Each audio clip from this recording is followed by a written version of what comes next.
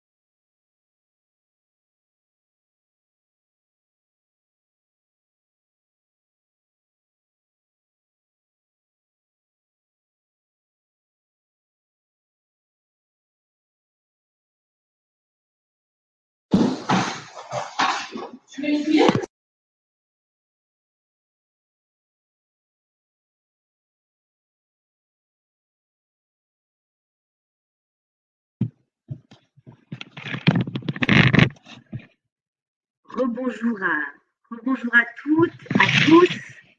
Il est 14h04. Nous n'allons pas tarder à démarrer. Je vous invite à vous manifester dans le chat pour nous dire si vous nous entendez bien, si vous nous voyez bien. Voilà.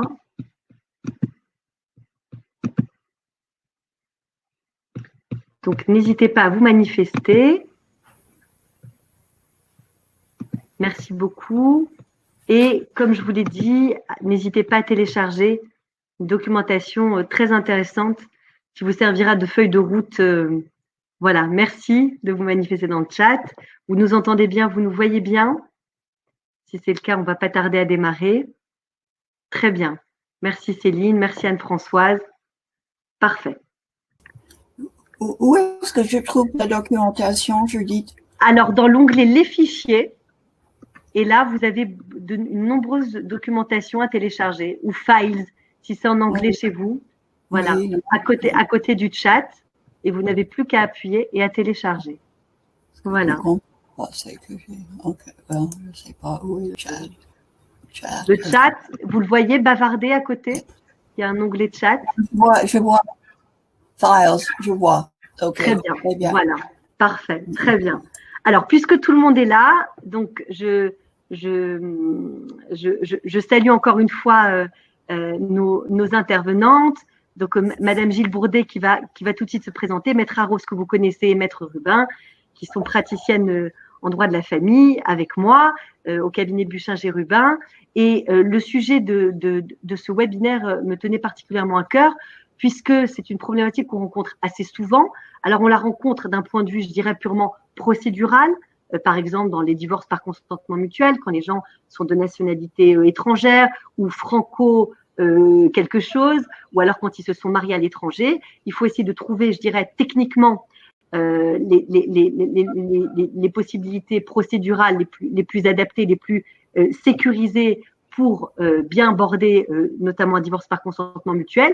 Et dans le cadre de divorce ou de séparation contentieuse, là, c'est parfois beaucoup plus compliqué parce que souvent, lorsqu'il y a une présence d'enfants, on a souvent des sorties de territoire ou parfois des enlèvements d'enfants. Et là, ce sont des procédures extrêmement complexes, extrêmement fines, pour lesquelles il faut se féliciter aussi le droit international. Donc, ce sujet-là, c'est un sujet, j'imagine que vous, assistants sociaux, participants à ce webinaire, vous êtes assez nombreux à rencontrer, puisque voilà, les couples avec des personnes de nationalité différentes sont de plus en plus communs, fréquents.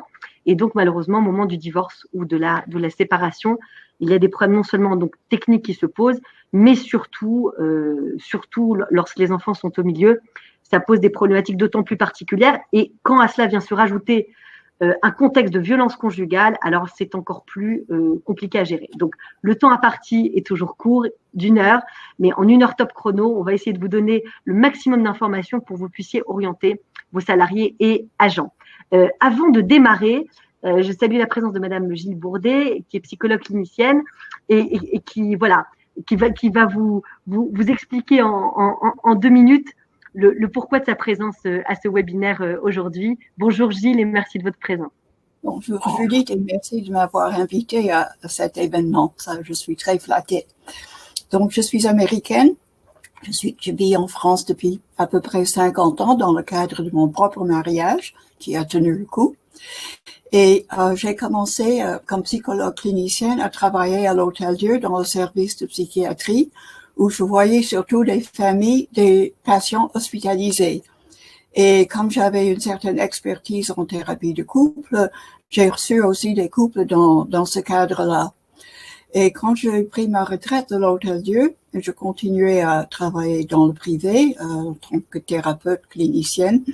J'ai rencontré une femme qui avait échappé à un mariage tout à fait désastreux, qui était avec un Palestinien, et elle avait été presque emprisonnée dans les pays arabes unis par ce monsieur qui était vraiment d'une violence inouïe et qui a failli la tuer vraiment plusieurs fois.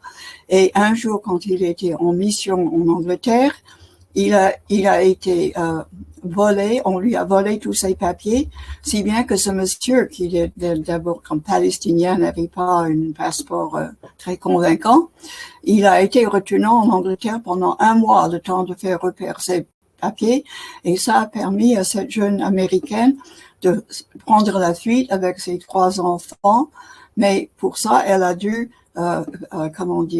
signer un chèque du nom de son mari qui n'était pas légal, quoi, mais on l'a accepté, et donc elle a pris l'avion, elle est partie avec ses 3 petits garçons, et là, elle a échappé aux poursuites acharnées de son mari en allant d'abri en abri, et elle s'est jurée que si elle s'en sortait, elle créerait une association pour aider les Américaines à l'étranger qui étaient victimes de violences conjugales à retrouver une sécurité. Et elle est venue donner des discours ici à Paris. Et moi, j'ai tout de suite dit que je voulais l'aider. Et c'est comme ça que j'ai commencé à créer un groupe pour les victimes anglophones de violences conjugales. Donc, c'est ma spécificité, c'est anglophone. Et ça comprend non seulement les pays comme l'Amérique, le Canada et l'Australie, mais aussi l'Inde, les pays orientaux, la Chine, les Philippines, le Pakistan, l'Iran, tous ces pays où l'anglais est plutôt la seconde langue et pas le français. Donc ces femmes-là ont été soit recrutées par des Français qui avaient envie d'un esclave à la maison, ou alors par quelque chose de plus normal. Elles sont venues en France et là, elles ont commencé à endurer des violences conjugales de différentes intensités et ont trouvé mon site web et sont venus un petit peu parmi les femmes que j'essaie de protéger et d'aider au moyen d'un groupe de soutien, un groupe de parole qui se réunit tous les 15 jours. Et j'accueille toutes les femmes anglophones qui ont ces problèmes et j'essaie de les aider à s'en sortir. Voilà. Merci beaucoup, Gilles, pour cette présentation. Alors, moi, je vous propose à vous, intervenants et participants, de découper, je dirais, les interventions donc des uns et de nous toutes de la manière suivante. D'abord, donc Madame Bourdet a abordé des situations complexes, extrêmes, qu'on rencontre malheureusement un peu trop souvent. Au sein de notre cabinet avocat, on a parfois, et heureusement de manière plus générale, des cas moins sensibles. Donc, je vous propose d'évoquer dans un premier temps, avec Maître Rubin et Maître Arros, ces configurations-là de divorce à l'international. Qu'est-ce qu'on peut proposer? Comment est-ce qu'on gère un rendez-vous avec les clients?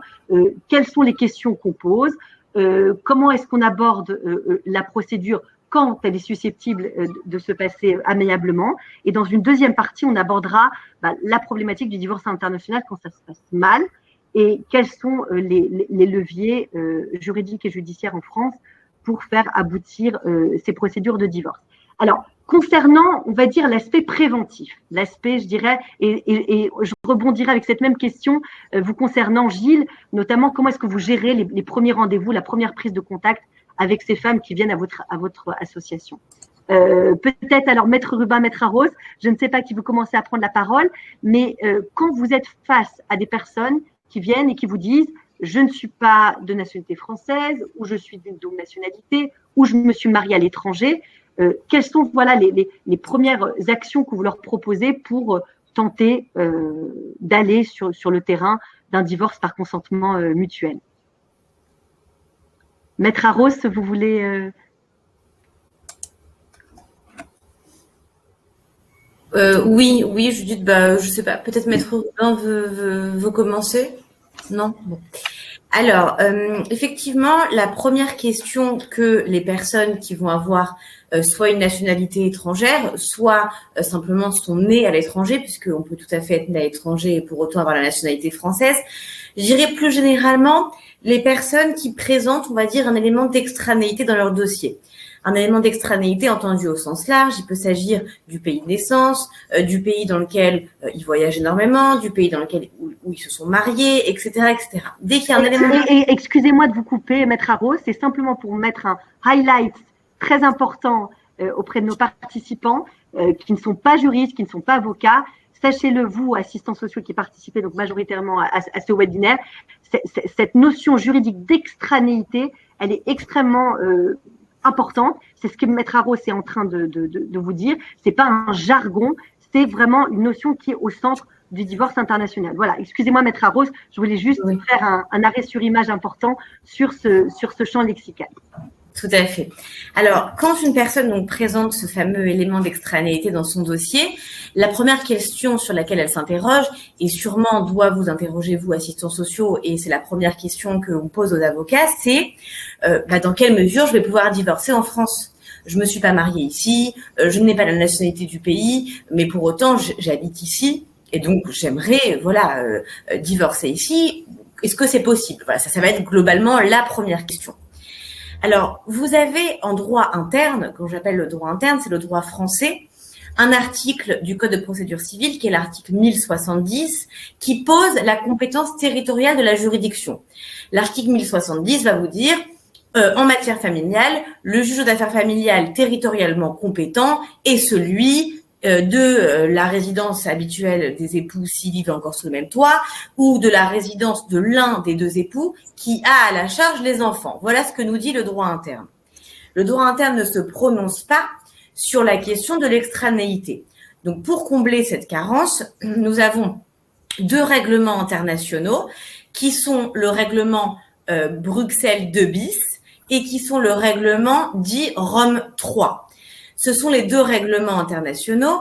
Le règlement Bruxelles 2 bis va nous poser la compétence des juridictions françaises et de tous les pays qui la ratifient. Donc, la compétence des juridictions françaises, ce règlement Bruxelles 2 bis va nous citer à son article 3 les cas dans lesquels le juge aux affaires familiales français va être compétent pour statuer sur un divorce de personnes qui présentent un élément d'extranéité.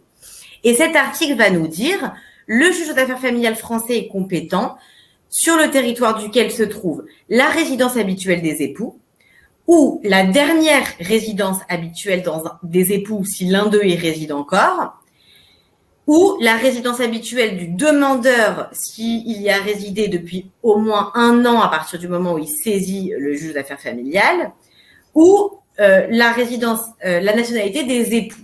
Bon, c'est très large. C'est-à-dire que, grosso modo, ce que je vous dis, c'est que le juge d'affaires familiales français, il peut être quasiment dans tous les dossiers compétents, puisqu'il va être compétent dans les dossiers où les époux vivent en France, ou si au moins un des 2 époux vivent en France, ce qui va être globalement quasiment toujours le cas, puisque sinon une personne va pas venir vous voir si ni elle ni le conjoint vivent en France pour vous dire je veux divorcer en France, ça n'aurait pas beaucoup d'intérêt. Ou un pays où lorsque les 2 époux ont la nationalité française et qui ont décidé de s'expatrier, le juge d'affaires familiales français pourra demeurer compétent. Donc si vous voulez, on a une compétence des juridictions françaises qui est extrêmement large et qui va faire que dans 99, pour ne pas dire 100% des dossiers, on pourra saisir les juridictions françaises. Bon. La question ensuite qui se pose, c'est celle de la loi applicable. C'est-à-dire qu'une fois qu'on est devant le juge d'affaires familiales français, de quelle loi fait-on application? Est-ce qu'on fait application de la loi française ou est-ce qu'on fait application d'une loi étrangère? Alors là, le règlement Rome 3 nous répond en son article 8 et nous dit que la loi applicable va pouvoir être celle de la résidence habituelle des époux au moment où on saisit la juridiction. Donc, c'est-à-dire à partir du moment où les 2 époux résident sur le territoire français, on va pouvoir effectivement faire application de la loi française, ou alors de la nationalité des 2 époux, c'est-à-dire si les 2 époux sont français. Il m'est arrivé dans un dossier où j'avais 2 époux de nationalité marocaine. Aucun des 2 époux n'avait la nationalité française et j'avais seulement un demandeur, en l'espèce ma cliente, qui vivait sur le territoire français, le défendeur étant au Maroc. Bon. J'ai pu donc saisir les juridictions françaises en vertu de l'article 3 de Bruxelles 2 bis, mais en revanche, j'ai dû faire application de la loi marocaine. Alors tout simplement, je me suis plongée dans le code de la famille marocain et j'ai fait application de la loi marocaine, ce qui était sensiblement pas extrêmement différent de nous, puisque en l'occurrence j'intervenais sur un divorce pour faute et cet équivalent existe au Maroc. Pareil pour les mesures relatives aux enfants, les mesures que finalement je sollicitais du juge d'affaires familiales avaient, j'allais dire, presque la même identité au Maroc. Donc voilà comment ça se passe sur la loi applicable et sur la compétence, ce qui signifie que en gros, on peut parfaitement correspondre et traiter un dossier de clients qui présentent un élément d'extranéité. Alors, il va y avoir une petite différence qui va être faite, et j'en terminerai là-dessus sur la présentation, s'agissant d'un divorce qui va être un divorce par consentement mutuel ou un divorce contentieux. Pourquoi? Parce que vous connaissez, on a fait beaucoup de formations, de webinaires à ce sujet. Vous connaissez maintenant, vous êtes parfaitement calé sur les rouages du divorce par consentement mutuel. Et donc, vous savez parfaitement que le divorce par consentement mutuel, depuis quelques années, n'est plus, si vous voulez, homologué par un tribunal. Il n'y a plus l'intervention d'un juge, c'est un acte par acte d'avocat. C'est un divorce par acte d'avocat. Et donc, de cette nouvelle réforme qui présente des vertus formidables, a émergé toutefois une très grande difficulté qui est la suivante. Certains pays ne reconnaissent pas dans leur territoire le divorce par consentement mutuel français. Pourquoi? Parce que tout simplement, vous avez certains pays, et je pense notamment à l'Algérie, qui dans leur processus interne de divorce d'époux, n'ont pas cette pratique de divorce par consentement mutuel. En d'autres termes, le divorce par consentement mutuel n'existe pas. Et donc, comme il n'existe pas, ou pour d'autres raisons qui leur sont propres, certains pays ont refusé de reconnaître ce divorce par consentement mutuel français. Alors, fort heureusement, on a une très grande majorité des pays qui le reconnaissent. On pourra d'ailleurs éventuellement vous en dresser une liste, notamment je pense à l'Europe, la quasi-totalité des pays d'Europe, certains pays du Maghreb, à l'exception de l'Algérie, et puis même d'autres pays étrangers. Les États-Unis, c'est un peu compliqué parce que ça dépend des États. Enfin, en tout cas, on s'assure en amont, évidemment, avant d'entamer le divorce par consentement mutuel d'époux qui viennent nous voir, on s'assure est-ce que ce divorce va être reconnu à l'étranger lorsque, pour les époux, ça a une importance que leur divorce soit reconnu à l'étranger, notamment, par exemple, s'ils se sont mariés là-bas. Voilà. Donc ça, on fait une recherche approfondie là-dessus et c'est pour ça que c'est extrêmement important d'être conseillé correctement par un avocat au moment où on entame une procédure par consentement mutuel pour ne pas se retrouver a posteriori avec un divorce par consentement mutuel français qui ne vaut rien dans le pays d'origine, parce que là, c'est quand même très embêtant. Bon. Quand c'est pas possible, malheureusement, quand on a des époux qui sont d'accord sur tout, mais qu'on a un problème au niveau de la reconnaissance par le pays d'origine du divorce et que cette reconnaissance est essentielle, alors ce qu'on fait, c'est qu'on passe par un divorce judiciaire. Et par judiciaire, attention, je n'entends pas contentieux, j'entends judiciaire, c'est-à-dire devant un juge. Et on va faire ce qu'on appelle une requête conjointe. Finalement, on va faire exactement comme une convention de divorce amiable, mais qu'on va soumettre à l'homologation du juge aux affaires familiales. Alors, évidemment, ça va prendre un tout petit peu plus de temps qu'un divorce par consentement mutuel que l'on sait ô combien rapide, mais ça va être quand même relativement simplifié au niveau de la procédure, surtout depuis la réforme du divorce contentieux qui est intervenue au 1er janvier de cette année. Et donc, ça va être une solution qu'on va proposer.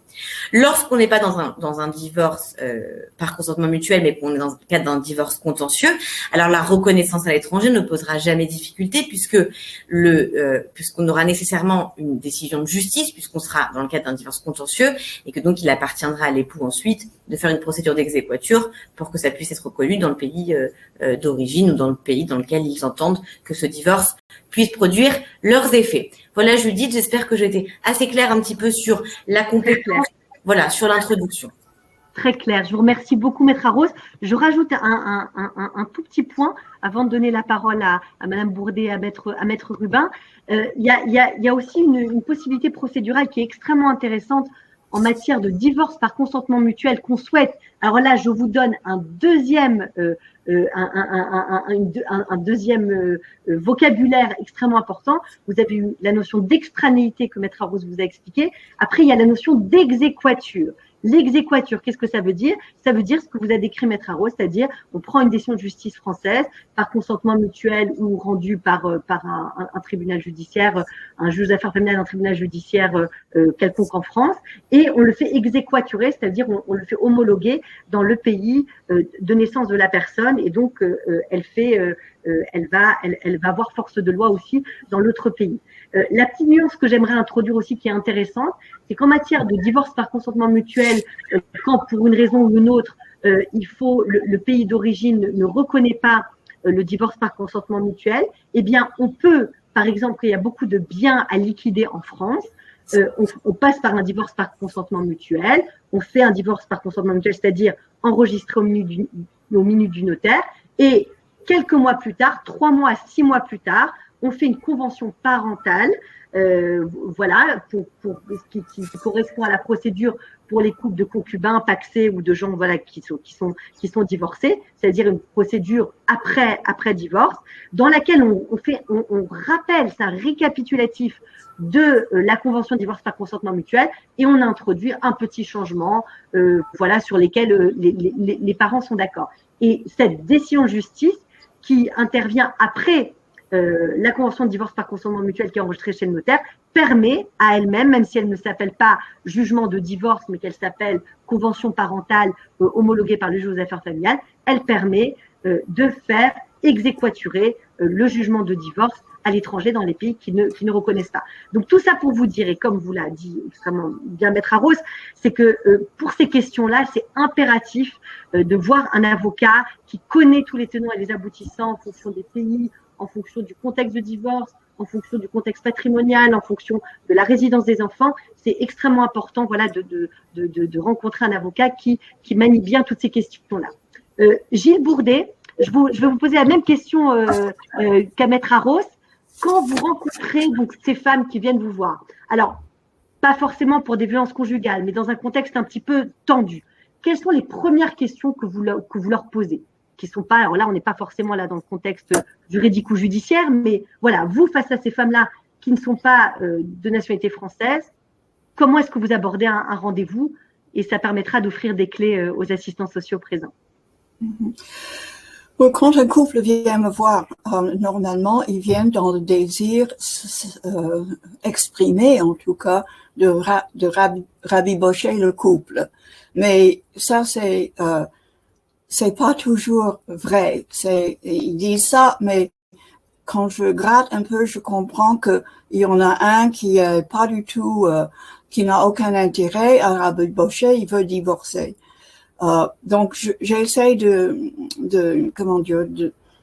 comprendre la gravité du désaccord. Est-ce qu'il y a un divorce qui est envisagé ou est-ce qu'il y a la possibilité de travailler avec eux? D'habitude, il y a un désir de travailler le couple. Mais j'ai eu parfois des couples, il y en a un qui vient et qui dit « Je ne veux absolument pas raccommoder avec mon conjoint ou ma conjointe, je veux divorcer, j'ai fermement l'intention de le faire. » Mais bon, je sais pas si ça répond à votre question, mais j'essaie de comprendre la gravité de la séparation. Est-ce que, Gilles, vous avez l'impression, même dans les divorces qui se déroulent plutôt bien, c'est-à-dire à l'amiable, comme pour reprendre l'expression usitée, vous avez l'impression que la personne qui n'est pas de nationalité française se sent d'emblée dans une posture, je dirais, d'infériorité ou de difficulté à bien appréhender les tenants et les aboutissants d'un divorce en France. Est-ce que, pour être plus clair, vous avez l'impression que celui qui est de nationalité française a de facto, qu'on soit dans un divorce imbibé de violence conjugale ou de manière plus classique, est dans une posture de leader, quoi. C'est lui qui va mener la procédure de divorce, et la personne qui n'est pas de nationalité française, elle va plutôt subir cette procédure. Non, pas forcément.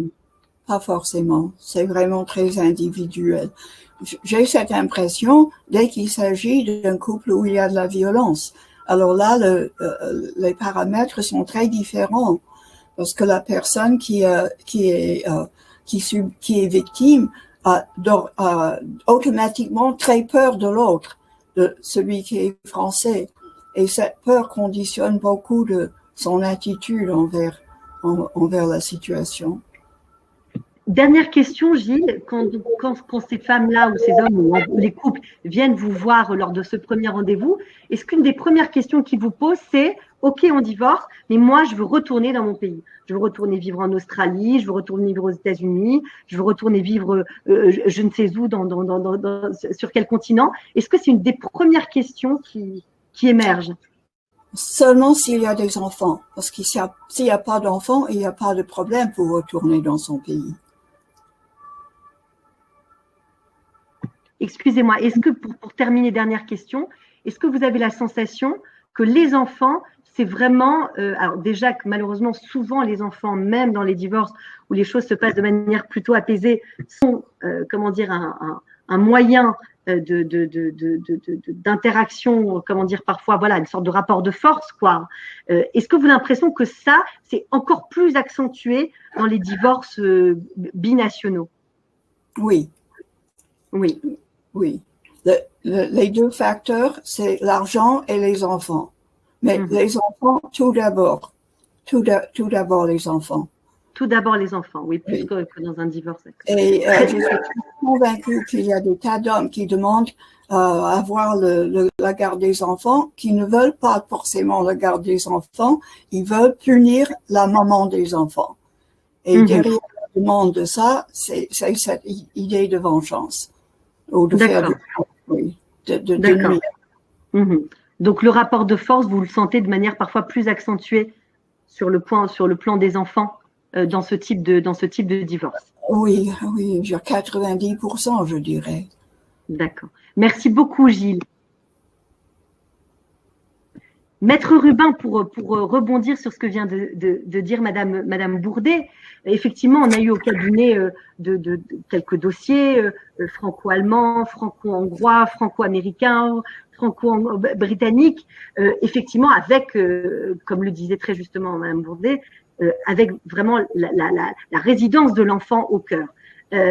Est-ce que j'aimerais rentrer vraiment dans le vif du sujet, puisque là on a déjà abordé, on va dire, l'aspect procédural avec Maître Arros et moi-même, quand l'aspect préventif n'a pas fonctionné et que les discussions ou la médiation sur le territoire français ne fonctionnent pas et que l'un des parents s'en va avec son enfant, un enfant qui est de nationalité française à l'étranger, quels sont les premiers conseils ou les premières actions procédurales qu'un avocat doit engager? Alors, surtout le conseil à donner lorsque un des conjoints sait que l'autre a l'intention de partir. Il ne faut pas rester, je dirais, les bras ballants. Et lorsqu'on a la conviction, imaginons, je vais vous citer le cas d'un père dont la petite fille est partie en Allemagne, Arros ou Judith vous parlera, j'imagine, d'autres cas. Lorsqu'un conjoint commence à dire « je veux partir » et que ce conjoint, qu'il soit étranger, qu'il soit qui plus est même plus français, commence à émettre l'idée de partir, commence à faire des SMS, est-ce que tu es d'accord, je prends l'enfant, surtout un enfant, imaginons, qui n'est pas encore véritablement scolarisé, qui n'est pas encore, on va dire, au CP, donc il n'y a peut-être pas besoin de l'accord du père pour s'opposer à sa déscolarisation. Eh bien oui, il faut de suite saisir le juge. Alors je vous donne le cas très pratique d'un monsieur qui est venu me voir. Il vient me voir, je crois que c'était environ septembre. Il me dit, ma conjointe m'a dit, elle veut partir en Allemagne. Bon, je sais, elle a un ami allemand, française. Ils sont tous les deux français, d'origine, je crois, de la Guadeloupe. Ils sont français, ils ont toujours vécu en France et elle veut suivre son futur ami qui est allemand. Et voilà, elle lui dit bon, bah, je compte partir. Il vient me voir, il me dit qu'est-ce que je fais? Je lui dis monsieur, deux solutions. Soit vous vous opposez, l'enfant était jeune, n'était pas encore scolarisé, il était juste en maternelle, c'était une petite fille de 4 ans, 5 ans. Et je lui dis, si vous voulez vous opposer, il n'y a pas d'autre solution, il faut saisir en la forme des référés, c'est-à-dire une procédure d'urgence, c'était le tribunal de Bonigny, saisir et demander que la résidence soit fixée à votre domicile ou alternée si madame restait là, mais saisir le juge avant qu'elle ne parte. Il ne savait pas trop, il était hésitant et il va revenir me voir que lorsque madame sera partie en Allemagne. Et lorsque madame, l'enfant va donc démarrer sa scolarité en septembre, donc lui se pense tranquille, donc elle a peut-être renoncé à son projet, et au final, au mois d'octobre, elle prend l'enfant sous le bras et elle l'emmène en Allemagne et elle s'y installe. Après arrivent les vacances, elle lui donne l'enfant aux vacances, elle part en vacances en Guadeloupe avec l'enfant, donc l'enfant, elle l'inscrit en Allemagne, et au mois de février, pour les vacances de février, comme elle pensait que bon, il était d'accord, il n'avait rien fait, aucune procédure, eh bien, elle lui remet l'enfant. Et lorsque le père récupère sa petite fille, voyant qu'elle a changé totalement de comportement, elle est recluse sur elle-même, elle ne parle pas, elle lui dit « je n'ai pas d'amis », au jardin d'enfants, maternelle, c'est complètement compliqué, je ne parle pas la langue, que fait le père? Il garde l'enfant. Aussitôt, que va faire cette mère qui s'est installée en Allemagne? Eh bien, elle va saisir le juge en la forme des référés sur une procédure d'urgence, en demandant l'application de la Convention de La Haye, l'article 3 de la Convention de La Haye du 25 octobre 1980, qui parle des aspects civils de l'enlèvement international d'enfants. Elle va dire, voilà, c'est un couple, ils n'ont fait aucune procédure, il n'y a pas de divorce en cours.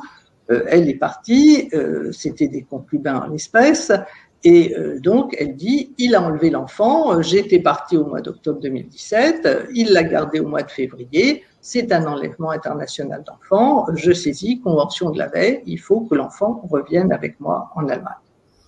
Et là, le juge, nous, bien sûr, à ce moment-là, monsieur vient me voir, on s'y oppose et on va jouer sur les notions de cet article 3 de la Convention de la Haye, qui dit que effectivement, on peut se saisir pour demander à récupérer l'enfant qui, soi-disant, en l'espèce, madame disait qu'il avait été enlevé. Et les critères de cet article 3, c'est de dire que la résidence habituelle doit être établie en considération de facteurs susceptibles de faire apparaître que la présence physique de l'enfant dans un État membre, donc de l'Europe, n'a nullement un caractère temporaire ou occasionnel et que la résidence de l'enfant correspond au lieu qui traduit une certaine intégration dans un environnement social et familial.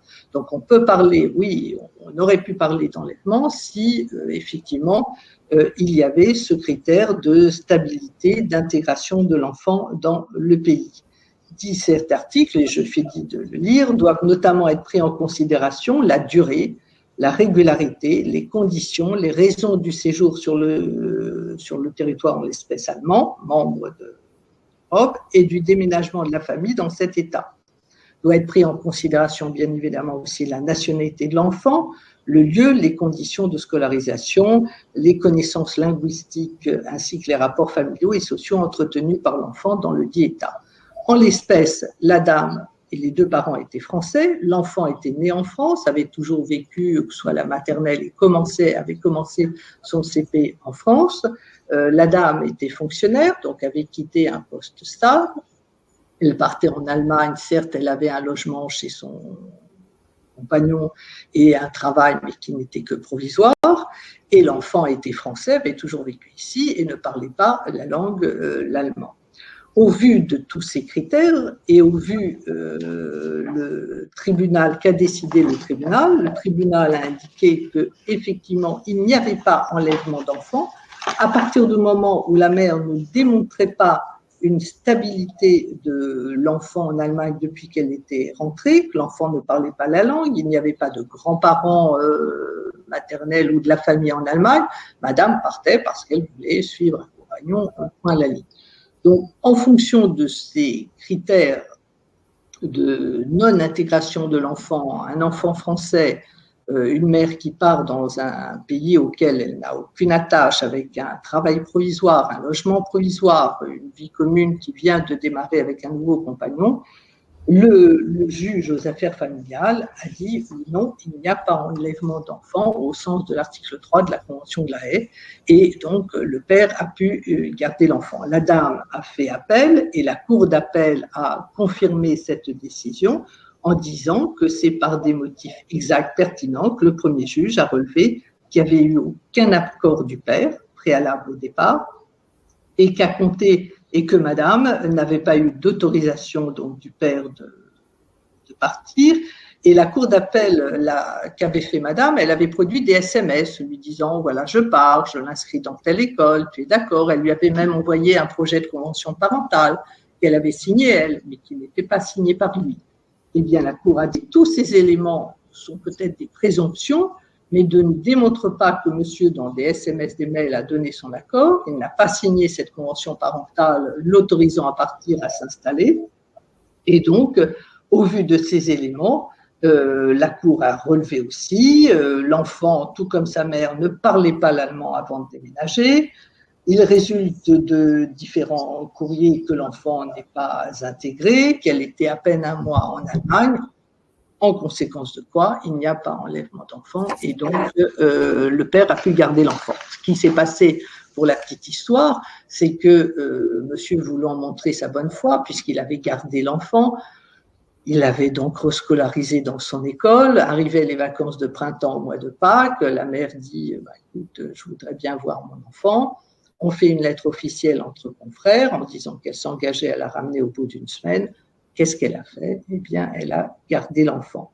Ce qui a obligé de suite, bien sûr, monsieur à saisir en urgence le juge des affaires familiales de Bobigny pour fixer sa résidence, puisque les premières décisions simplement disaient oui, est-ce qu'on fait application de la Convention de La Haye ou non? Est-ce qu'il y a un enlèvement illicite d'un enfant qui s'était installé en Allemagne?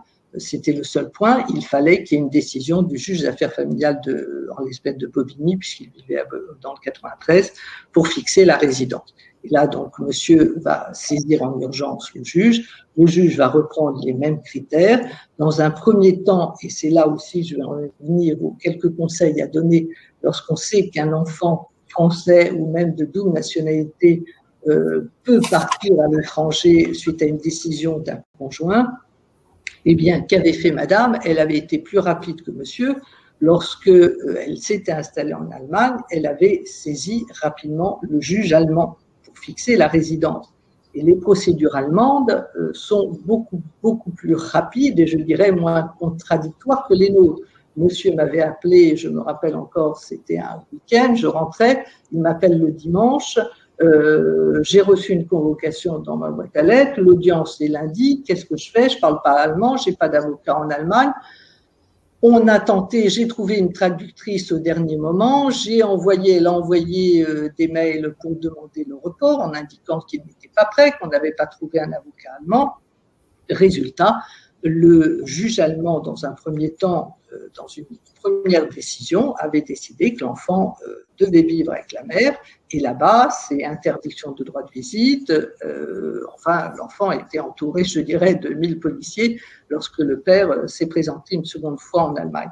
Donc, c'est dire que dans ce dossier, il y a eu à la fois des procédures en Allemagne, et après, bien évidemment, monsieur, on a pris un avocat là-bas pour se défendre, pour contrecarrer cette décision. Le juge de Bobigny, dans un premier temps, a dit « je sursois à statuer » parce que madame avait saisi l'Allemagne avant que monsieur ne saisisse la France, puisque quand il était venu me voir, il ne savait pas trop ce qu'il voulait faire, ce qu'il devait faire, et ce qu'il avait envie de faire aussi.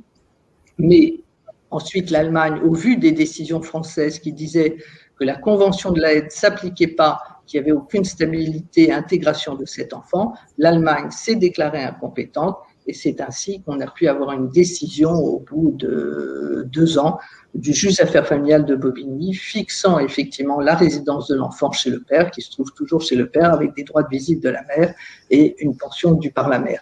C'est dire que lorsque on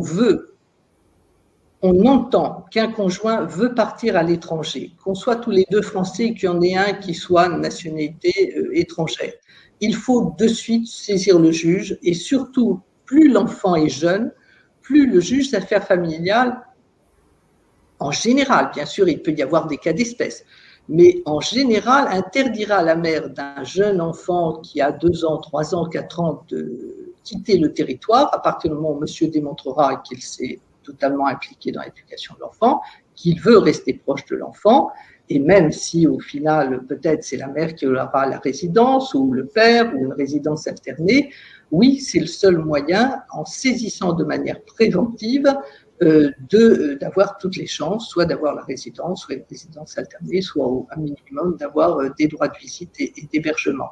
Contrairement à ce monsieur qui l'avait laissé partir, heureusement, je lui avais dit, ne faites aucun mot, aucun mail d'accord comme quoi elle soit scolarisée en Allemagne.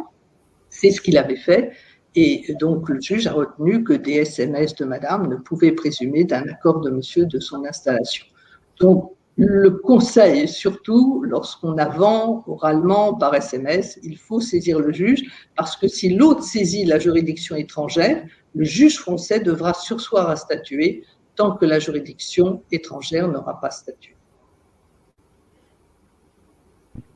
Merci beaucoup, Maître Rubin. Donc, les critères à retenir pour obtenir la résidence, oui, il faut le faire rapidement parce que si on le fait au bout d'1 an, l'enfant aurait été intégré en Allemagne, aurait parlé l'allemand, la mère aurait eu un travail stable, donc il y aurait eu une situation de fait qui se serait créée. Et on le dit toujours, que ce soit pour des parents qui vivent en France, que ce soit pour un parent qui veut s'éloigner, oui, la pratique est très importante pour un juge lorsqu'on se présente devant lui. Et plus on s'y dit vite, plus on démontre qu'effectivement, on ne veut pas que cet enfant parte à l'étranger. Donc, ne jamais laisser s'installer une situation de fait, saisir le juge aux affaires familiales dans les plus brefs délais pour ne pas que la juridiction étrangère fasse droit, c'est-à-dire sur soi, c'est ça, hein, oblige le juge aux affaires familiales de sursoir à statuer. Voilà. Gilles, Judith, si je peux me permettre, si, parce que c'est vraiment pour rebondir sur ce point que Maître Rubin vient de dire, à savoir, il faut pas laisser un an s'écouler, et puis vous aviez rebondi par rapport à l'antériorité. Donc, je me permets d'ajouter que je suis en ce moment, pour un dossier que vous connaissez, Judith, en contact très étroit avec un magistrat du département de l'entraide civile, du droit international privé et européen, de la direction civile et du Sceau. C'est l'autorité requise, en fait, quand il y a des enlèvements d'enfants. Je suis en contact très, très étroit avec ce magistrat qui m'a expliqué que passé un an, passé une année, les chances de succès de l'application de la Convention de la Haye deviennent quasiment inexistantes. Donc, il faut absolument, effectivement, pour faire application de la Convention de la Haye, comme la Convention de la Haye repose sur un critère de résidence, en fait, de l'enfant, à savoir finalement quel est devenu son point de repère privilégié. Donc, effectivement, plus c'est fait tôt, moins il y a de chances que il soit statué, que l'enfant a déjà ses repères, etc., etc. Donc, je vous le dis de toute façon, passer un an, cela n'a plus d'intérêt d'essayer de faire revenir un enfant qui est parti. Wow. Merci beaucoup, Maître Arrose. Donc, vous voyez, rien que pour ces informations-là, ça valait le coup d'être présent à ce webinaire parce que pour vous, assistants sociaux, c'est vraiment l'élément clé, l'espace-temps, je dirais. Il ne faut pas laisser une situation s'installer, pas trop longtemps, rester sur le territoire national.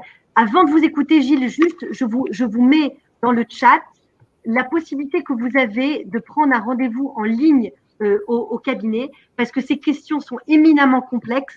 Donc, il faut, pour orienter au mieux les personnes que vous rencontrez, il faut avoir les éléments les plus précis. Donc, n'hésitez pas. Vous connaissez, on va dire, voilà, notre ADN, la consultation juridique gratuite, la première consultation juridique gratuite. Donc, n'hésitez pas à aller sur ce lien-là, qui sera encore soit vous-même, si vous avez des questions, soit pour les salariés ou agents qui auraient besoin d'un rendez-vous. Ça fonctionne comme Doctolib, c'est extrêmement rapide. Et surtout pour ces questions-là, comme l'ont alerté Maître Rubin, Maître Arrose, il faut agir extrêmement rapidement. Gilles Bourdet, sur ces questions-là, quand les personnes viennent vous voir, des femmes avec, c'est surtout, j'imagine, des femmes victimes de violences conjugales ou pas, en tout cas qui veulent quitter le territoire avec les enfants, quel est le conseil que vous leur donnez? Je dirais, alors, vous n'êtes pas juriste, vous n'êtes pas avocate, mais vous qui êtes psychologue et thérapeute de couple de longue date, comment est-ce que voilà, quelles sont les réponses que vous pouvez apporter? J'ai eu plusieurs expériences malheureuses où les femmes sont parties comme ça avec le bébé et ça a été désastreux pour elles. Donc moi, dès qu'une femme commence à parler de retourner dans son pays avec l'enfant et surtout sans le consentement du père, je déconseille très fortement de le faire parce que dans mon expérience, ça a eu des conséquences tout à fait négatives pour la femme. Une dame danoise qui a mis au monde un bébé contre le désir de son mari, qui lui a même tapé dans le ventre pendant sa grossesse, a essayé de la faire avorter. Elle a refusé, elle a eu le bébé, elle est partie vite fait en Danemark et à son grand étonnement, le mari a tout de suite engagé un procès contre le kidnapping. La fille a été obligée de revenir en France à son cœur défendant. Maintenant, l'enfant a 4 ans et le père, le divorce n'est pas encore prononcé et le père fait tout ce qu'il peut pour avoir la garde exclusive de l'enfant, lui qui voulait l'avorter dans un premier temps. Donc, cette femme est obligée de faire sa vie ici alors que rien ne l'a prédisposée à vouloir rester en France. Alors, dans ces contextes-là où le climat est extrêmement tendu ou violent et où tout paraît fermé, est-ce que vous avez des solutions, des pistes à proposer à ces femmes qui, j'imagine, se sentent complètement dans une forme de corner, c'est-à-dire elles n'ont pas d'issue, quoi, si ce n'est de rester en France face à l'autre parent? Oui. je n'ai pas d'autre solution que d'essayer de les aider à s'établir en France, à faire des études ou à trouver un boulot, à créer un cercle d'amis, à rentrer dans les associations, parce que pour moi, c'est sans issue. Il y a une femme dont le mari avait l'air d'être d'accord qu'elle reparte avec les filles. Elle est partie en Angleterre où elle avait des attaches. Elle a trouvé un appartement. Elle a trouvé une offre d'emploi. Elle a trouvé tout ce qu'il fallait sur papier. Eh bien, le mari a changé d'avis. Maintenant, il oppose à ce qu'elle reparte avec les enfants, alors qu'elle avait tout mis en place suivant les recommandations. Donc effectivement, il y a souvent donc c'est ce qu'on disait, c'est qu'il y a souvent ces rapports de force. Alors une voie qui est donc extrajudiciaire, celle que vous préconisez, Gilles, si j'entends, c'est que vous engagez ces femmes ou ces hommes-là à s'intégrer en France, à trouver une activité professionnelle, un cercle d'amis pour éviter l'isolement. Oui, parce qu'elles sont obligées de rester jusqu'à l'enfant et 18 ans. J'ai eu un succès avec une femme qui était de Nouvelle-Zélande, avec un mari très, très violent et qui n'avait pas l'air d'être attaché à ses 3 fils. Et j'ai aidé cette femme-là à échapper à la France, échapper de la France. Et dans un premier temps, elle s'est installée en Europe de l'Est où elle avait une amie. Et puis, elle a pu repartir avec ses enfants en Australie. Et à ma connaissance, le père ne fait aucun effort pour garder le contact avec ses trois fils. Et ça fait au moins 3 ou 4 ans qu'elle est là-bas maintenant. D'accord, très bien. Bon, en tout cas, bravo pour votre action, parce que c'est vrai que nous, quand on rencontre des femmes qui ne sont pas de nationalité française au cabinet, elles sont parfois assez esselées. Elles savent pas forcément, elles ont la sensation qu'en se dirigeant vers une association classique, elles trouveront pas une écoute. Mais voilà, on sent que vous maîtrisez bien. Elle me dit, j'ai pas de famille ici, mon mari m'a séquestré, j'ai pas d'amis, j'ai pas de boulot, j'ai pas d'argent. Et c'est vraiment très dramatique pour elle. Donc, il est vrai que je tends la main et ça finit souvent par porter des fruits, heureusement. Très bien. Bravo à vous. Alors là, il nous reste 7 minutes. Oui, je vous en prie, Maître Rubin. Rajouter un petit point à ce propos, à propos des enfants avec des mères notamment de nationalité étrangère. Il faut le dire, malheureusement, c'est, je pense, une constante, que les juges français n'ont pas qu'ils ont un a priori contre des mères à nationalité étrangère, mais un a priori dans le sens qu'ils craignent, et surtout quand le père, de manière justifiée ou pas justifiée, parce que souvent ce sont des femmes intégrées qui travaillent, et donc elles n'ont pas l'intention de repartir dans leur pays. Mais néanmoins, il y a une forme, on sent, quand le père veut ennuyer de manière, comme vous le disiez, parfois pour simplement ennuyer et empêcher l'enfant d'avoir un lien avec sa famille, je dirais maternelle, étrangère.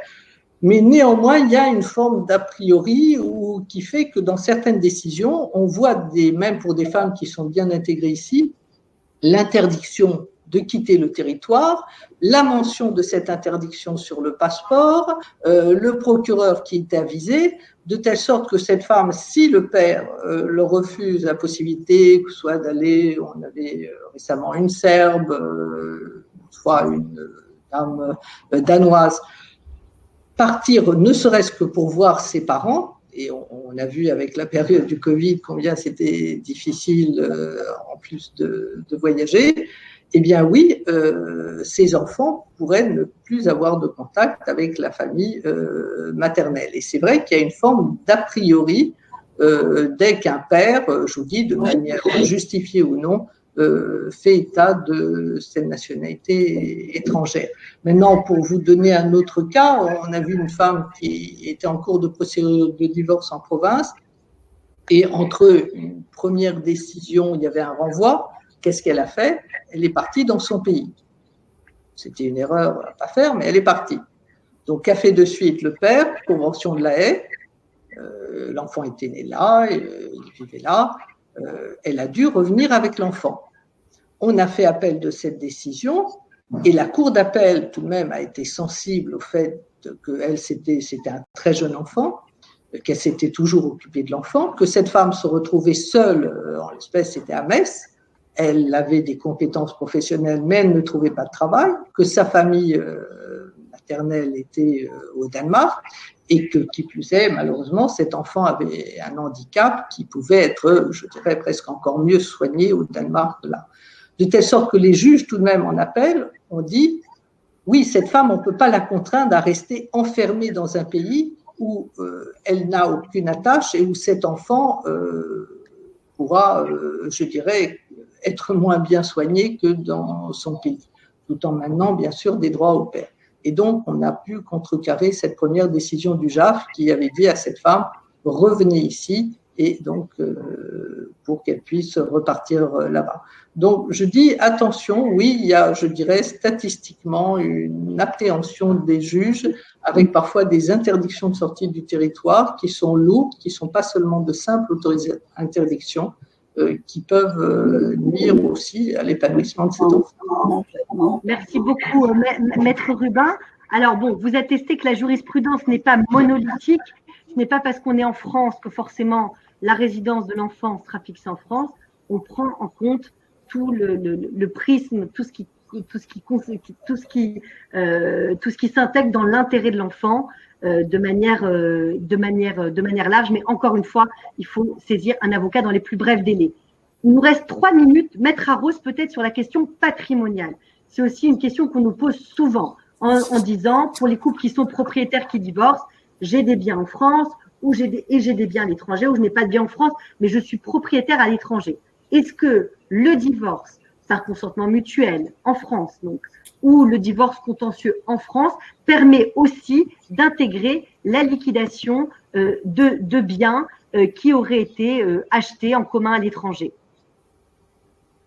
On vous entend pas. Pardon. Là, c'est bon normalement. C'est bon. Ouais. C'est une situation très compliquée. Peut-être Maître Robin aura aussi une autre approche. À ma connaissance, en tout cas, la difficulté, c'est que d'ailleurs, bon, très souvent, je veux dire les choses franchement, les biens acquis à l'étranger sont pas du tout déclarés en France. Donc déjà, c'est une première difficulté. Donc c'est déjà compliqué d'imaginer une liquidation en France. Et de manière générale, c'est très difficile d'envisager une liquidation en France de biens à l'étranger. Donc, sachant qu'en plus, la compétence territoriale va être le lieu de situation de l'immeuble. Donc, en l'occurrence, si le bien est à l'étranger, le juge d'affaires familiales français va pas pouvoir se positionner sur une attribution, une jouissance, etc.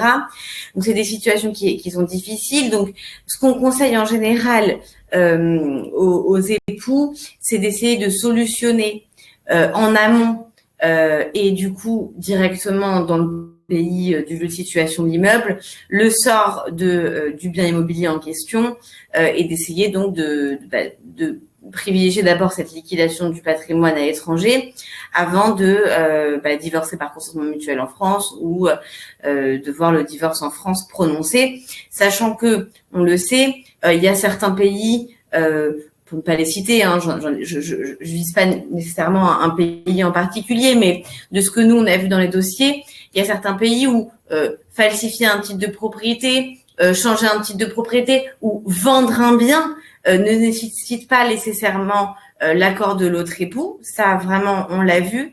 Et c'est des situations qui sont quand même extrêmement compliquées et sur laquelle, malheureusement, on a une mainmise qui est très limitée. Et c'est vrai que, je veux dire, en France, vous avez des règles. On se rend compte finalement quand on voit un petit peu les systèmes juridiques étrangers que finalement, on est plutôt bien protégé.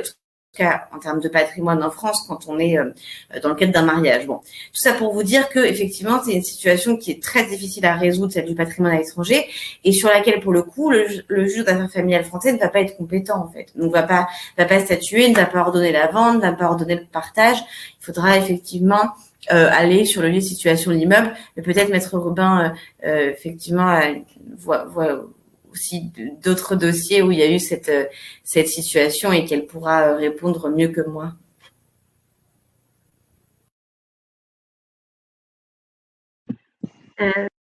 Écoutez, bon, la problématique, c'est que, comme vous l'indiquez, dans certains pays, même durant le mariage, encore hier, j'ai reçu un monsieur qui m'indiquait que madame avait acheté des biens pour elle, pour ses parents, dans son pays, à son seul nom, alors qu'elle est mariée ici, en France, français, mais elle a la double nationalité, avec son contrat de mariage.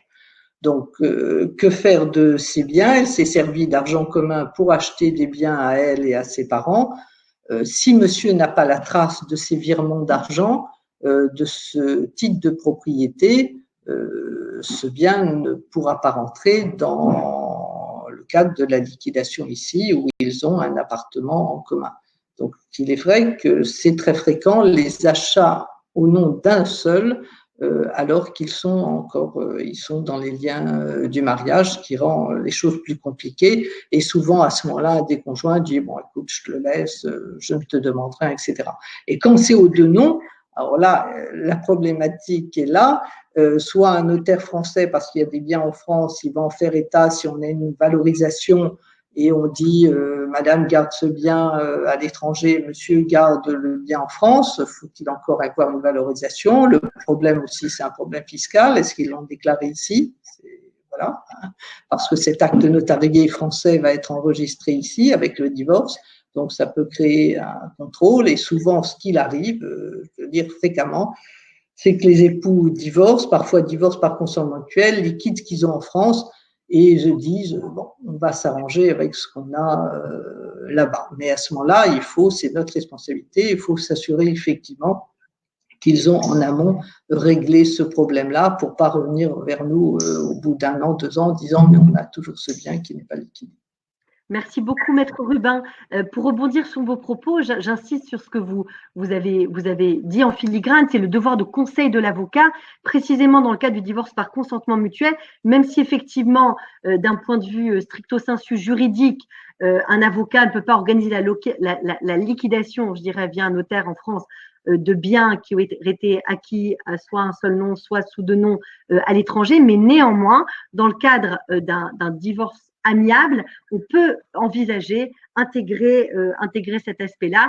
Et c'est vrai que sur ce point, les avocats, quand ils mettent vraiment au cœur leur devoir de conseil, peuvent faire pression sur l'un ou voilà sur leur client pour leur dire écoutez, il faut vraiment que la situation soit complètement apaisée au moment du prononcé du divorce. Gilles Bourdet, on a abordé la question des enfants. Maintenant, j'imagine que la question de l'argent, la question des biens, elle revient aussi souvent dans le cadre de rendez-vous que vous menez au sein de votre structure. Est-ce que vous pouvez nous donner quelques exemples et vous nous donnerez, si vous le souhaitez aussi, le mot de la fin ou les derniers conseils que vous voulez offrir à nos participants? Alors, on ne vous entend pas. Pardon. Vous parlez. C'est bon. D'une Américaine qui est mariée depuis 25 ans et elle est dans une situation tout à fait désespérée parce que son mari qui avait un très bon job chez Google ou un de ces grands GAFA a décidé de quitter son poste et de devenir prof d'enfants en primaire pour ne plus avoir un salaire qui lui permettrait de subvenir aux besoins de sa femme et des 2 enfants. Donc, il a commencé par s'approprier l'enfant aîné, un garçon de 14 ans qui n'a pas vu sa mère depuis 9 mois, et elle est restée avec le petit dans un logement où le propriétaire veut la faire partir parce qu'elle ne peut plus payer le loyer. Et cette femme a découvert que son mari, pendant tout le temps de leur mariage, lui d'ailleurs est américain aussi, il a séquestré ses gains et même des propriétés qu'il a vendues, il a tout mis ça aux États-Unis dans des produits où c'est très difficile de les déceler. Donc elle sait que il y a de l'argent et entre-temps elle est obligée de vivre comme une pauvre sans aucun revenu et sans aucun argent personnel, alors que ce type vit la vie, as we say, the life of Riley, avec des voyages à l'étranger, etc. Et voilà un exemple où le mari a fait beaucoup de tort sur le plan financier à sa femme. pour terminer, Gilles, parce qu'il est déjà 15h05, quels seraient les derniers conseils que vous pourriez offrir à nos participants sur la manière d'appréhender des rendez-vous pour des personnes qui viennent les voir pour ces questions-là de divorce à l'international et avec un contexte, je dirais, parfois contentieux de violence? Qu'elles viennent me voir et puis je les orienterai le plus possible vers des avocats, vers des associations. Encore que je n'ai pas eu beaucoup de succès dans mes démarches vis-à-vis des associations. Ils n'ont pas répondu à mes mails ni à mes appels, mais il y en a eu 2 ou 3 associations auxquelles je peux faire confiance et je fais tout ce que je peux pour trouver les bons issues pour ces personnes-là. Merci beaucoup, Gilles. J'ai mis le lien vers votre association dans le chat. Maître Rubin, Maître Arros, merci beaucoup pour vos interventions. Je rappelle très brièvement les points importants. La première, c'est cette notion d'extranéité qu'il faut bien comprendre, bien appréhender en fonction des accords, des conventions bilatérales ou pas qui ont été convenus avec la France. La question de l'exéquatur, quid d'un divorce par consentement mutuel signé en France, quid d'un divorce contentieux, comment est-ce que ça se passe? Donc ça, c'est des notions très techniques, très judiciaires. Il faut avoir des avocats très compétents. Maître Arros et Maître Rubin vous ont alerté sur le fait qu'il faut se saisir très très très vite de ces problématiques et après 1 an, les jeux sont quasiment faits. Il est très très difficile de revenir en arrière. Maître Rubin a mis en lumière que c'était véritablement l'intérêt de l'enfant qui primait, et bien évidemment aussi sa nationalité, s'il est de nationalité française. Quant au patrimoine commun, quand on a certains biens à l'étranger, idéalement, c'est d'entamer, de lancer une procédure de divorce par consentement mutuel et d'avoir des avocats suffisamment formés et qui aient à cœur de conseiller pertinemment leurs clients et d'inclure ces biens qui, même sur le plan juridique ou judiciaire, ne font pas partie de la procédure, mais en tout cas de les englober dans la liquidation matrimoniale au sens large. Voilà, c'était ma synthèse, mon résumé. N'hésitez pas, si vous souhaitez apprendre un rendez-vous en ligne, je vous ai mis l'onglet. Vous allez sur notre site www.buchinger-urbain.com et vous pouvez prendre un rendez-vous en ligne et c'est très très rapide, que ce soit pour une question ou pour un rendez-vous pour vos salariés ou agents. Maître Arros, un mot de la fin et Maître Rubin, pour terminer, si vous vouliez peut-être insister sur un point ou rajouter quelque chose dont on n'aurait peut-être pas évoqué. Merci Judith. Écoutez, j'ai le sentiment qu'on a plutôt abordé. Alors évidemment, c'est un sujet très large, mais globalement abordé à peu près toutes les thématiques, sachant que effectivement, on pratique régulièrement des divorces internationaux. Alors, c'est pas tous les jours, mais en tout cas, ce que je peux dire, c'est que on a beaucoup de dossiers avec des départs de l'un ou l'autre des parents, cette fois-ci sur le territoire français, pas nécessairement à l'étranger, mais loin, c'est-à-dire un couple où l'un vit sur Paris, l'autre projette de s'installer à Nice ou je ne sais où. Et finalement, cette question de l'intérêt de l'enfant, est-ce de rester chez le parent qui finalement n'a rien demandé et qui réside sur le territoire français, et à Paris et voilà, ou est-ce l'intérêt de l'enfant de suivre le parent qui va à Nice parce que d'autres opportunités s'ouvrent, etc., etc. Donc ça, c'est le genre de dossier qu'on a énormément. On a beaucoup de dossiers avec des mutations. On a aussi beaucoup de dossiers avec des gens qui refont leur vie et qui veulent suivre le compagnon. Et très souvent, on a tout ça en France. Mais finalement, le prisme du juge aux affaires familiales, puisque on sait que quand il y a une telle distance, parfois même dans la France, qui sépare de domicile, nécessairement, le parent qui ne va pas avoir les enfants au quotidien va être impacté par cet éloignement et va avoir ses droits de visite et d'hébergement très restreints et qui peuvent être aussi restreints qu'un parent qui déciderait de s'installer à Londres. On sait bien qu'avec l'Eurostar, le temps d'aller à Londres ou le temps d'aller dans le sud de la France, c'est exactement pareil. Les juges d'affaires familiales, quand ils prennent ce type de dossier, ils le regardent sous le prisme de l'intérêt de l'enfant. Il y a énormément de critères que l'on maîtrise parfaitement, qui sont pris en compte. On sait très bien quelle pièce pourrait faire pencher la balance. Et je termine là-dessus pour vous dire que finalement, c'est sous ce même prisme que sont jugés les interdictions de sortie du territoire lorsqu'elles sont demandées, les départs à l'étranger, puisqu'on a aussi des saisines du juge des affaires familiales pour fixer la résidence d'un enfant chez le parent à l'étranger. Et finalement, en fait, pour conclure, ce que je veux dire, c'est que dans tous ces dossiers, que ce soit en France ou que ce soit à l'international, finalement, aussi bien les juges d'affaires familiales que nous aussi avocats, parce que ça fait partie de notre devoir de conseil, parfois d'ouvrir les yeux des personnes qui viennent nous voir et leur dire, finalement, quel est l'intérêt de l'enfant. Donc voilà, je voulais vraiment terminer sur ça, parce que pour nous, c'est vraiment quelque chose d'essentiel, voilà, évidemment, conseiller, écouter ce qu'on nous dit, mais voilà, savoir aussi prendre du recul par rapport au client et le conseiller sur ce que nous considérions, à la fois parce que l'expérience nous le montre, la jurisprudence nous le montre et la morale nous le montre, finalement, ce qui va être l'intérêt de l'enfant. Voilà. Merci beaucoup, Maître Arros. Maître Rubin, je vous laisse le mot de la fin. On ne vous entend pas? Oui, je pense que le rôle dans les couples, parce que la problématique, c'était surtout notre problématique aujourd'hui, c'est les couples lorsque, notamment, un est français, l'autre est étranger. Alors, comme on dit toujours, quand on se marie, tout est beau. Combien d'hommes j'ai vu qui soient stewards, pilotes ou d'autres métiers, qui parfois voyagent et puis reviennent avec une femme qui est de nationalité étrangère. Elle s'adapte bien ou moins bien, et puis la vie faisant, les difficultés de toute vie commune apparaissent. Et ce qui est effectivement curieux, et ce qu'il faudrait peut-être alerter, mais c'est en amont, lorsqu'on se marie avec quelqu'un d'une nationalité étrangère, pourquoi au moment du mariage on n'est pas inquiet, et quand arrive la séparation, d'un coup on est inquiet. Je vous parlais de cette dame qui était serbe. Le monsieur avait accepté de se marier religieusement en Serbie. Il parlait même serbe, mais devant le juge, il a fait, excusez-moi un peu l'expression un peu d'idiot, il a dit moi j'ai trop peur qu'elle l'emmène et puis je veux pas qu'elle lui parle serbe alors que lui-même avait appris le serbe, etc.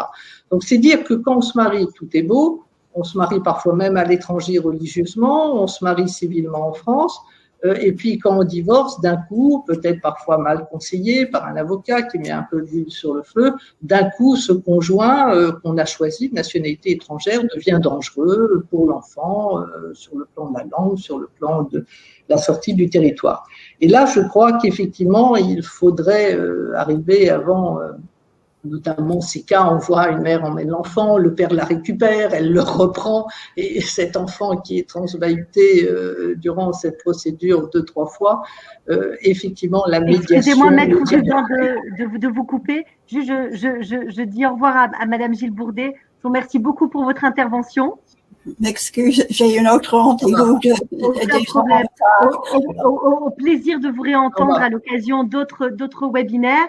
Et encore une fois, voilà, n'hésitez pas à vous, participants, si vous avez surtout des personnes qui sont anglophones, à les orienter vers l'association de Madame Gilles Bourdet, qui est de très bons conseils, qui est très équilibrée et qui appréhende avec toute la complexité qu'elle mérite les situations parfois tendues de divorce à l'international. Voilà. Merci Gilles, à bientôt. Hein. Merci à vous. Au revoir. Je vous en prie, au revoir. Maître Rubin, vous pouvez reprendre. Je voulais terminer, oui, le rôle, rassurer son conjoint, le rassurer en lui disant, oui, c'est pas parce que je suis originaire de Serbie, de Turquie, d'Algérie, du Maroc, et je ne sais où, d'Angleterre, d'Amérique, que je vais enlever notre enfant. Notre enfant, c'est le nôtre, on l'élèvera tous les deux, mais je veux garder un contact, oui, avec ma famille là-bas et essayer de rassurer l'autre. Cela évite effectivement de partir dans tout et rien. Alors peut-être la médiation peut y arriver. C'est aussi aujourd'hui le rôle des avocats dans le cadre de cette nouvelle procédure de divorce, que ce soit à l'amiable, que ce soit judiciaire. On donne aux avocats un rôle de médiateur, on essaie de favoriser ces rendez-vous à 4 avec les clients ensemble avant de lancer toute procédure. Je dirais, si on arrivait à ce genre de situation où, lorsqu'on s'est marié avec un conjoint de nationalité étrangère et lorsque tout était beau au mariage, mais au moment de la séparation, on arrive à rassurer l'autre en lui disant « non, je ne vais peut-être pas partir, je vais pas partir maintenant, peut-être plus tard, quand l'enfant sera beaucoup plus grand, mais on va l'élever ensemble, surtout lorsque c'est un enfant jeune ». oui, et c'est le rôle de la médiation. Et un dernier point, il faut savoir, lorsqu'on a eu des cas aussi de bébés, de femmes qui n'avaient pas de stabilité, qui voulaient d'un coup repartir dans un pays, et le père montrait son implication même avec un bébé, ces hommes ont obtenu la résidence de l'enfant et la femme est restée pour continuer à s'en occuper. Donc c'est vrai que plus l'enfant est jeune, plus les juges tendront à dire les deux parents doivent l'élever ensemble et à ce moment-là, l'autre ne peut pas partir ou repartir dans son pays sans des critères vraiment. Et lorsque les enfants sont plus grands, ne pas oublier qu'un enfant peut être entendu à partir de 7 ans, 8 ans, s'il a son discernement. On a eu le cas, une mère, ils vivaient aussi ici, ils avaient élevé leurs enfants ici. D'un coup, elle décide de repartir dans sa famille. Eh bien, le père a dit non, les enfants, en plus la mère avait un petit déséquilibre sur le plan psychologique, il a dit, il a fait entendre les enfants et les enfants ont exprimé leur désir de rester avec le père et de rester là. La mère réinsiste, fait appel, etc. Mais les enfants maintiennent leur décision. Et dans ce cas-là, pour des enfants au-delà de 7-8 ans, il faut demander leur audition, voire les présenter à un psychologue qui acte de leur désir de rester en France avec leur père ou leur mère suivant. Merci beaucoup, Maître Rubin. Précision ô combien importante. L'audition de l'enfant qui a son discernement concerne aussi et peut-être surtout les dossiers où il y a la question de l'éloignement géographique, comme l'a bien expliqué Maître Arros, l'éloignement géographique, que ce soit en France, mais aussi à l'étranger. Je vous remercie beaucoup de nous avoir suivis. C'était un webinaire, me semble-t-il, très, très, très pertinent, très intéressant. On vous a donné des éclairages très, très précis pour pouvoir mener au mieux les rendez-vous de salariés ou d'agents que vous rencontrez sur ces questions-là. On est à votre disposition, Maître Rubin, Maître Arros et moi-même. Et encore une fois, voilà, n'hésitez pas si vous souhaitez prendre rendez-vous. Vous avez mon adresse mail, si je peux répondre avec plaisir. Sinon, je vous oriente immédiatement vers Maître Rubin, Maître Arros sur ces dossiers-là. Et encore une fois, voilà, n'hésitez pas à faire bénéficier les personnes que vous rencontrez de cette première consultation juridique gratuite. Elle est ô combien importante, surtout dans ces contextes voilà, où il faut prendre des décisions très rapides et ne pas laisser une situation perdurer dans le temps qui serait très, très nocive à terme. Comme vous l'a dit, Maître Arros, c'est très, très important. Pas laisser passer plus d'un an, sinon ça devient quasi impossible. Je vous souhaite une excellente après-midi et n'hésitez pas à vous inscrire à nos prochains webinaires. Nous en avons jusqu'au jeudi 8 juillet. Vous verrez, les thématiques sont très intéressantes. La semaine prochaine, c'est sur les aidants familiaux. Comment aider les aidants familiaux? J'imagine un type de population de salariés ou d'agents vous avez aussi l'habitude de rencontrer dans vos bureaux. Bon après-midi et à bientôt. Au revoir.